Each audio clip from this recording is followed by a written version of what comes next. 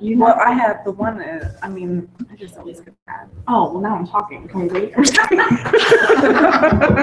All right, we'll call the meeting to order. It's the Parks and Rec Advisory Board on August 15th. Can you please call roll? Miss Ashley, Mr. Bricker, Here. Miss Cunningham, Mr. Dalton, Here. Mr. Rue, Mr. Rush, Here. Miss Thompson, here, Miss McWhinney, here, Councilman Browning, Here. Vice Chairwoman Hibinger, Here. and Chairwoman Lash. Here. I'm sorry, I just heard Mr. Rue is absent. Did I miss someone else? Miss Ashley, who's our student, and school hasn't really officially started, so she Okay. may not be coming. Miss Cunningham, who also, I believe she's on vacation. Okay. Can I have a motion then to excuse Miss Cunningham, Miss Ashley, and Mr. Rue? Motion to excuse. Second. Okay, can we call roll, please? Mr. Bricker, Yes. Mr. Dalton, Yes. Mr. Rush, Here. Yes. yes, Councilman Browning, Yes. Vice Chairwoman Hibinger, yes, Chairwoman Lash. Yes. And we do have new representation from City Council, so you want to introduce yourself to the board? Hi, my name is Jim Browning. I'm the new representative for 3rd Ward and up for election in November. Thanks for joining us. Thanks for having me. Okay, I have an approval, a motion to approve the meeting minutes from our meeting in June. And just as a reminder, as long as you read them, you can vote. That's a dangerous qualifier. So move. Can I have a second? Second. Okay, can you call roll, please? Mr. Bricker, Yes. Mr. Dalton, Yes. Mr. Rush, Yes. Miss Thompson, Yes. Miss McWhinney, Yes. Councilman Browning, Abstain. Vice Chairwoman Hibinger, yes, Chairwoman Lash. Yes. Okay, we'll move on to public comments. We have a couple of people here today. Did you guys have any comments? Were you just here to observe? Just listen. Okay, then we will move on to the update of the YMCA.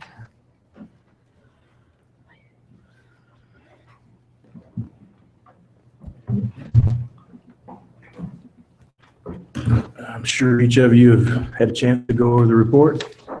Are there any questions or things you need answered that I might can try and answer for you?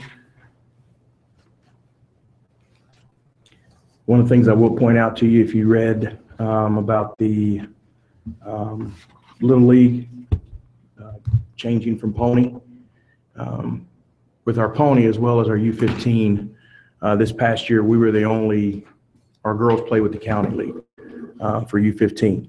We were the only area that had a team, so they did not have U15 softball this year.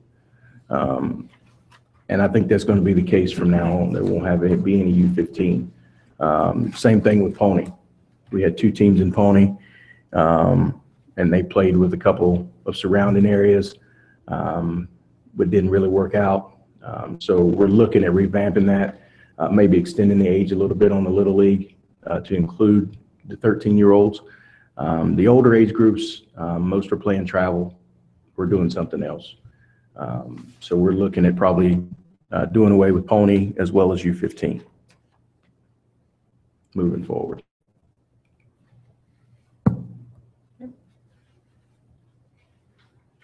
Any questions or comments for Jeremy?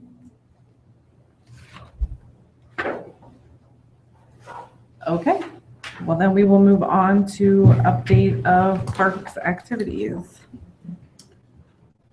I just wanted to update, one of the things we're looking to do is we're going to install some new drinking fountains. We are getting ready to order those. We're going to, I don't know if you've seen the water bottle filler type, so we're going to do some more of those.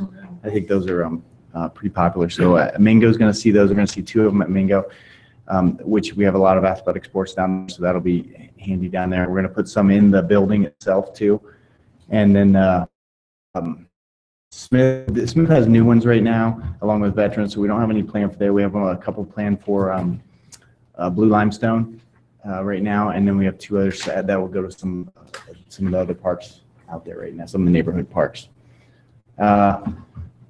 Mill Run Greenway, I don't know if you guys remember that we talked about a greenway project potentially on the east side that would kind of go up Mill Run.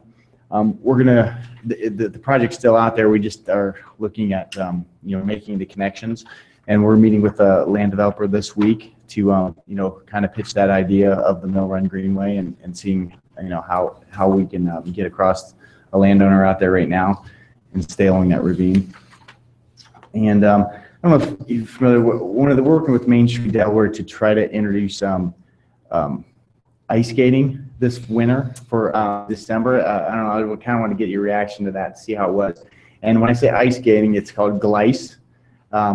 It's not ice, it's just plastic. So we're looking at renting the rink and the skates and the board from a company that I think they're up near Cleveland, but just to kind of see how it goes for the weekend. And Main Street's basically working with them, and they're going to try to search for sponsors for that and see how it goes on the weekend. If it's really successful, maybe it's something we'll do maybe longer in future years. But we're looking at doing it at the Willis Courts up there, just where the basketball courts are right now.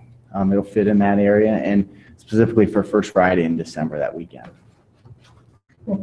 It's a really cool product. It's weird. You see, if you look it up, if you Google it, you can see it's Glice, G-L-I-C-E, and I mean they're out like in Phoenix skating with shorts and t-shirts on. It's just kind of odd, but that's kind of the biggest hindrance with ice skating rinks is keeping ice. That's pretty much it for the updates, park activities.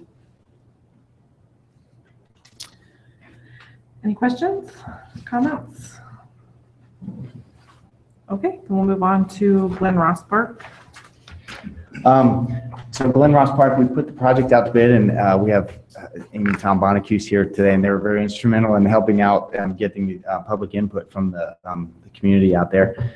Went out to bid. Bids are due at the end of the month on this. Those bids include the trail, the mounding, landscaping, and revamping, basically bringing in soil for some of the athletic fields on the interior of the park. We're hoping at the end of it we'll have enough money to add some playground equipment too. I think you guys have seen those plans, and I think since the last time we met out there, we've widened the mounds, and we also have some drainage issues we want to take care of out there too. To that were per the original plan, we want to make sure that works. When would that start? Hopefully, we'd like the trees to go in this fall where we don't have to water them, the remainder of summer. So I would anticipate maybe September, October, that work starting.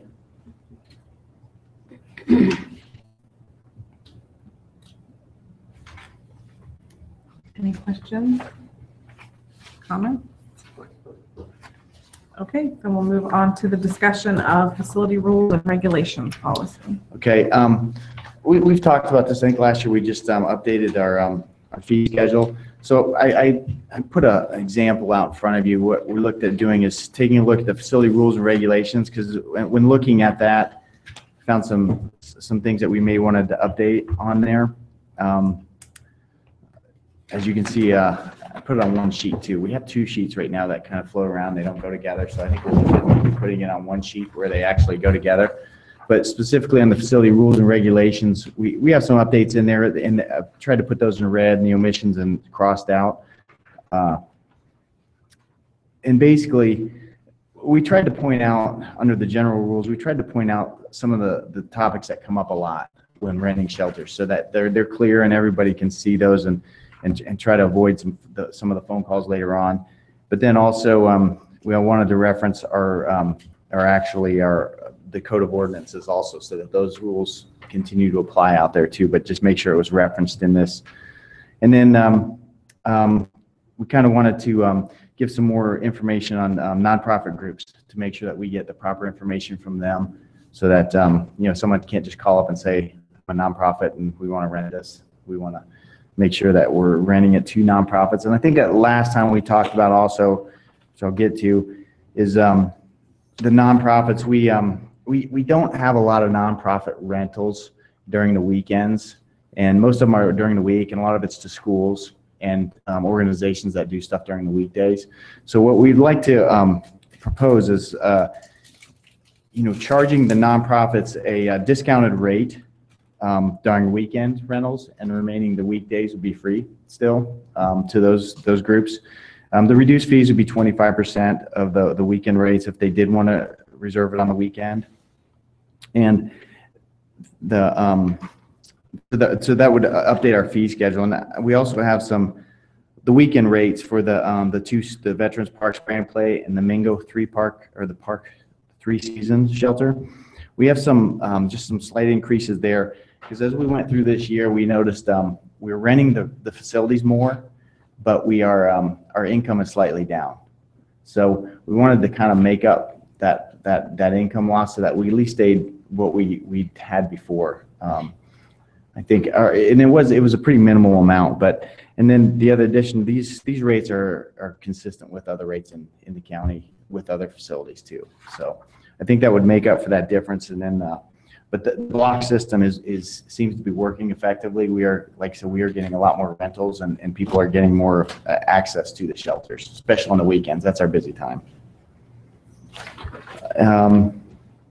So the changes in red would be what we're proposing, and basically putting this on one sheet. And then the other thing we talked about was having what we refer to as the weekend rate to apply to holidays also.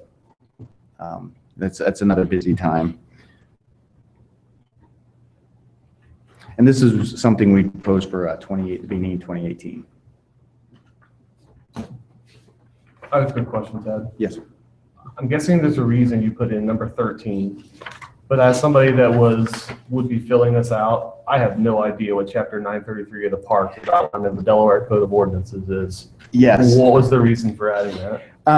Mainly because we have a set of specific park rules that apply to our parks, and I want to make sure those apply to shelter rentals, even though I don't want to assume, because it does apply to them, even if that line wasn't in there, but I want to make sure I reference that line in these general rules to make sure people understand that they can look that up, and we can provide that for them if they really wanted it. But a lot of these rules in the general rules are in that Code of Ordinances, but these don't come up that Linda gets to answer all the time. So we tried to make sure those were outlined or specifically pointed out to people. Is that right, Linda? And this has been updated through the years too.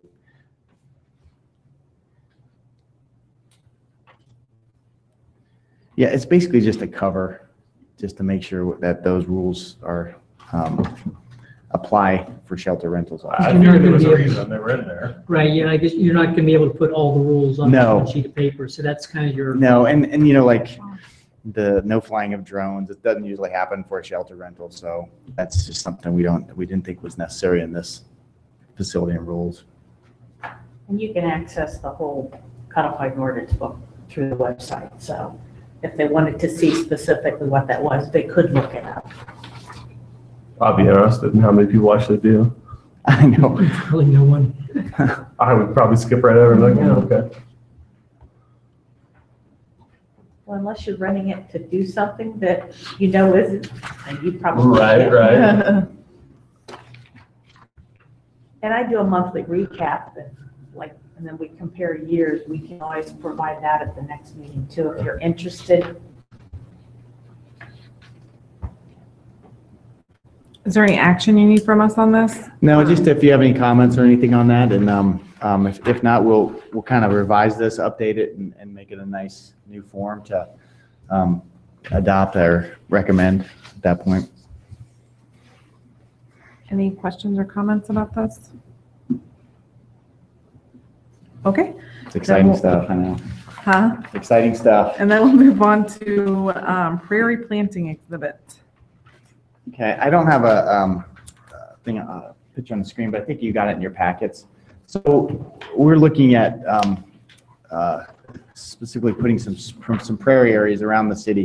And these were kind of a little bit more like test plots to see how it works, but it would take, it's about 2.5 acres, and it would take that 2.5 acres that we currently mow out of what we mow now. So it would be a benefit in that regard as far as maintenance and labor. And then one of the items in the specs that Mr. Wilbur brought up on cue as he walked in was the use of glyphosate. And I don't have any problem with revising that spec. That's just a typical spec that's been around, I think. And what we did is try to do some research on that recently. And, you know, most of the prairie seed companies that do that, they don't suggest an organic herbicide because it's not effective in killing the root system. It'll kill the surface plant and it won't kill the root system. And in prairie, the important thing is to make sure that root system, the seed bank, and the top layer of soil is basically killed off. The weeds, seeds are killed off so that when we plant the new prairie seeds, they have a more effective chance and they establish quicker.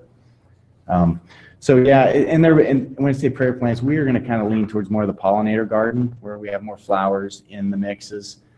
There's a need for pollinator gardens more now, especially these larger areas. I think they're more effective than, you know, doing a 5x5 square or something like that. We can do some of these larger areas, not too large.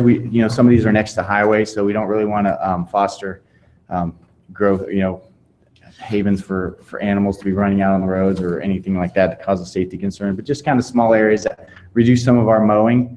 But and when I say mowing, we'd only mow these once a year. It's just like a prairie burning. Instead of burning it, we'd mow it.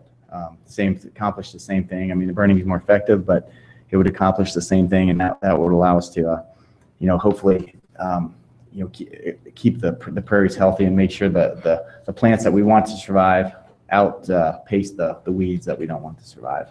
So we look at updating that spec on there and seeing what we can do.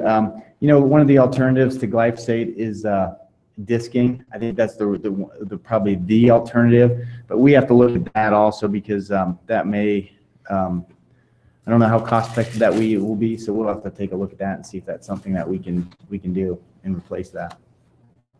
So more to come on that to see if it's a possibility that if we can even do these.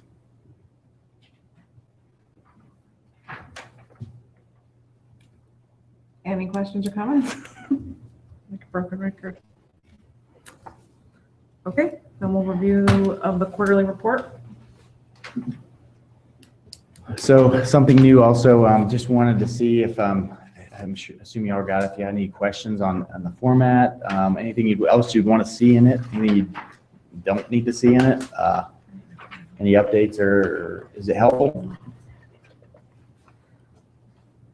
It was interesting to look at all the different numbers and aspects of what's popular or what's causing more work or what's not causing more work or, whatever it is. Was it informative? Do you feel like you know more of what's going on Yes. now? Okay. Have you found your permanent part-time person? Yes, we found 2 of them now, so we're caught up with that now, and it's been very helpful, especially now that seasonal staff has kind of gone back to school.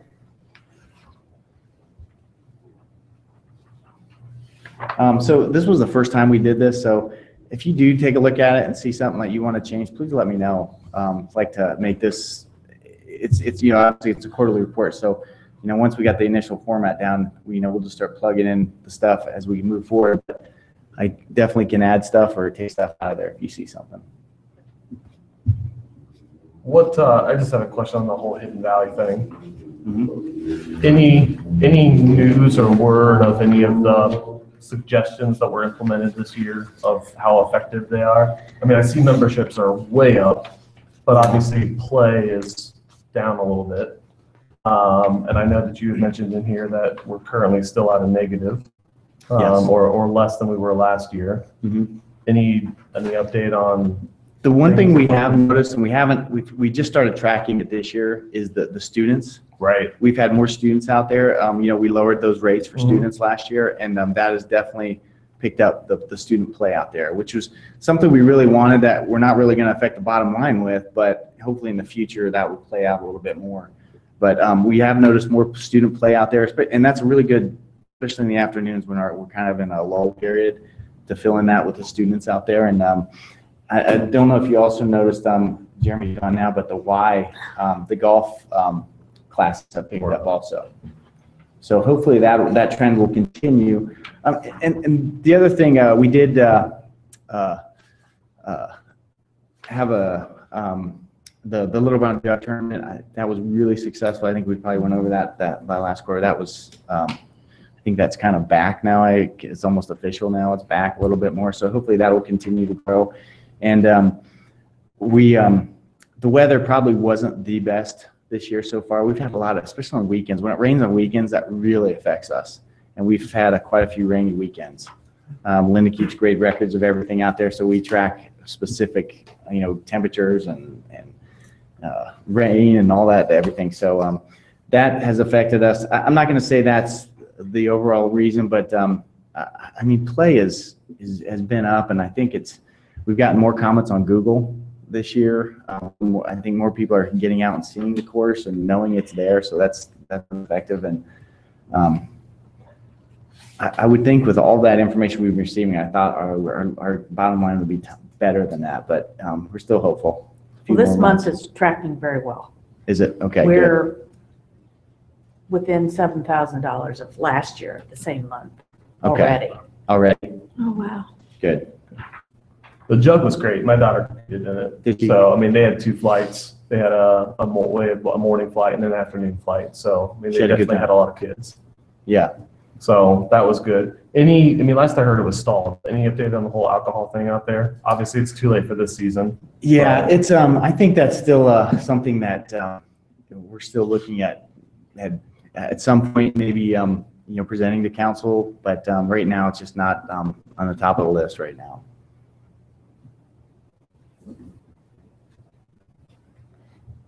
I just wanted to kind of bring up the tennis a little bit. Mm-hmm. Delaware Hayes hosted our first annual invitational this last Saturday, and we had 6 teams, and everybody loved coming to Delaware. People were going out to eat, and I heard people talking about, well, can we stay? We want to walk around. It was really cool, and all the schools that came can't wait to come back next year. And the Y tennis has gotten really big, and it's huge. It's really growing. Indeed, I got that information from you, but I didn't get it in time for the report, so it'll be in the next report though. So I want to add a special category for that too, just to let people know about that too. So I'll Cool. request that. I just thought I'd throw that out there. No, good. I know it's not just about tennis. Any other comments about the quarterly report? All right, then we'll move on to staff comments. We basically filled those permanent part-time positions, so that's been a big help. It's been moving along pretty well. We've had the additional watering, which has been working out. We've kind of gotten the groove on that, where we hit it early in the morning before traffic's really out there. The other thing with that is it's been a pretty good summer for us. I haven't had those scorching days that really dry those pots out, so that's been helpful also. So, but yeah, so far the staffing's been, we've had good luck with everything this year, so knock on wood. Any other? I'm good. All right, then we'll move on to member comments. Yes.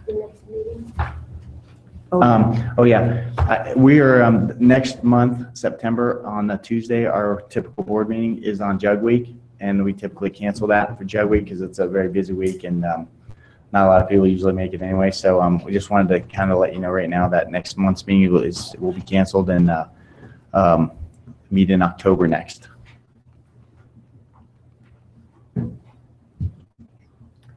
Member comments? I just wanted to say, I forget your name, ma'am, on the end. Corey. Corey, you were involved in the July 4th parade float thing. Yes. I had a chance to watch the parade and it was fantastic. Thank you for all your help with that. Yeah, no problem. Also want to point out all the volunteers I saw at the triathlon, the Ironman. I was voluntold to work that day. Yeah. The wife asked me if I had to work that Saturday. I go, no. She says, oh, you're wrong. But there was a tremendous amount of people that came out for that, the kids, and I worked Iron Kids that Saturday, and what I saw Saturday has any inclination on the growth of this city, we're gonna have a bunch of kids, so. And also, Ted, home plate on field 1 at Smith Park. Yep. Yeah, I hit it. It needs some help. Okay. I was called out. No, it's sagging a little bit. Oh, okay. It does need some repair. Yeah. Yeah, we just finished up the season and we also noticed some of the outfield needs trimmed back down, where the grass and the outfield meet, so we're gonna get on those things too. Yeah, I think halfway through the softball season, we were told not even to touch that plate. Yeah, It's too dangerous. Okay. So, Field 1, home plate. yeah, it's got a lot of spring to it. It's almost like a trampoline. Okay. I participated in the Ironman last year and this year, and I would say volunteers both years have been great. The turnout has been tremendous. For whatever reason this year, it just seemed like everybody was a little bit more lively. The only thing I can contribute to that is that it wasn't as hot and it was in July instead of August. I also, as I had promised that I would talk about Dave Staley when we met again, I participated in Dave Staley this past weekend, and it kind of made me sad in a way that there weren't enough volunteers to have aid stations. So you didn't get like previous years when I participated in Dave Staley out on the run course and the bike course, there would be like a table of water is what I'm calling an aid station. There wasn't anything this year. There was only bottles of water and bananas at the end. And I know that like in our past meeting, we discussed like how could we make this not bigger and better, but kind of along those lines. And my only thought would be having more volunteers, but then also thinking about when we host it in comparison to the other events. The other thought I had on where it fell this year was that it wasn't the same weekend as Mingo Man. And I almost think that was a hindrance. I would like to see, and I don't know it off the top of my head, what numbers were like, because I felt like this year the numbers for Dave Staley were really down. I don't know if that's the case, but it felt that way. And not having it the same weekend as Mingo Man meant that there were a lot less volunteers and not as much support. However, it still was a great event and I had a lot of fun. So just kind of giving some feedback as I said I would. I can add a little bit to that. It wasn't the same weekend as the Mingo Man because the organizer of the Mingo Man chose not to host both events. So it reverted back to the Y hosting it. And I don't know if the fact that they didn't know it with enough time Probably. to get the volunteers. That probably is, yeah, that makes sense now. But he chose the, like I said, Sure. the organizer of Mingo Man, I think because it was so much involved with both events the same weekend, I think he just Sure. said, I want to step back and not do both of them the same weekend. Sure, sure. Back to Ironman, has the city heard from anybody, whether Ironman organizers, business owners, participants, on how this year's event went, maybe just by itself or in comparison to last year? I've not heard anything yet, but I mean, I'm pretty sure it was a pretty good success, and I know Ironman really likes coming to Delaware. Have you heard anything, Linda or Lane? You guys probably hear more than I do. We've gotten some feedback from some of the residents that were maybe impacted by the event and or didn't seem to know that it was happening. But I genuinely, I think it went off really well.